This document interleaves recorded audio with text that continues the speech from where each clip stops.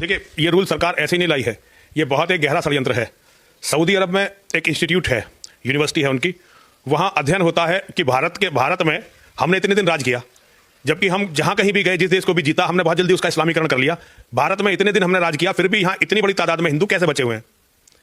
वहां गहन अध्ययन के बाद यह तय पाया जाता है कि ब्राह्मणों, क्षत्रियों और वैश्यों के होते हुए भारत का पूर्ण इस्लामीकरण संभव नहीं है। तो अब एक संस्थान शुरू किया जाता है इसी लक्ष्य को लेकर, यूनाइटेड अरब अमीरात में, दुबई में। वहां बहुत बड़ी तादाद में लॉबिंग की जाती है, हिंदुओं के बहुत बड़े बड़े नेताओं को बुलाया जाता है, धर्माचार्यों को बुलाया जाता है, बड़े बड़े प्रभावशाली व्यक्तित्वों को बुलाया जाता है। उनको हर तरह का मनोरंजन का सामान दिया जाता है, उनकी सीढ़ियां बनाई जाती हैं और उन्हें पैसा भी बहुत दिया जाता है, उन्हें बहुत ताकतवर बनाया जाता है। और भारत के लिए षड्यंत्र शुरू किया जाता है।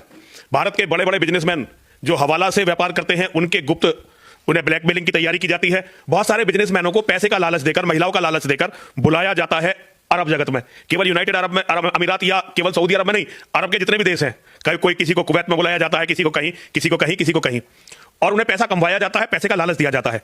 फिर उनके माध्यम से भारत सरकार को प्रभावित करके, भारत के सभी नेताओं को प्रभावित करके यह बिल लाया जाता है ताकि क्षत्रिय, ब्राह्मण, क्षत्रिय और वैश्य, इस समाज को जड़ से समाप्त कर दिया जाए।